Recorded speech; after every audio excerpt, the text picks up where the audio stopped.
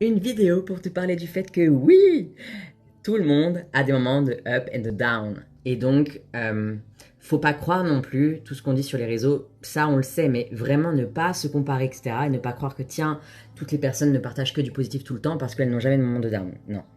Et d'ailleurs, c'est pour ça que je te partage aujourd'hui, par exemple, tout à l'heure, j'étais en train de pleurer toutes les larmes de mon corps pendant un long moment.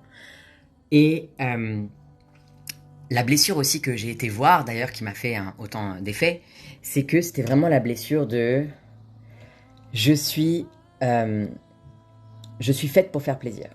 En fait, le truc, c'est que j'ai eu donc j'ai des souvenirs d'inceste, j'ai eu des viols ensuite, j'ai eu beaucoup de choses liées déjà aux hommes où il fallait absolument leur faire plaisir. J'étais donc un objet concrètement de plaisir. Pour eux, bien sûr, hein. Il va de soi. Et, euh, et ensuite, même dans ma vie de tous les jours, c'est-à-dire que je me souviens qu'avec mes amis, il fallait absolument que je leur fasse plaisir pour être aimé, pour être intégré et tout.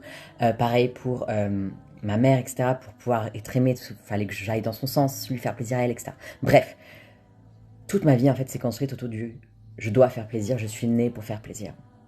Et, euh, et tu vois, c'est pas, moi, ce qui me reste, c'est pas le oui, j'ai envie d'être aimé par les autres, c'est vraiment je suis là pour faire plaisir aux autres. Et waouh, ça m'empêche encore de recevoir beaucoup de choses dans ma vie, tu vois.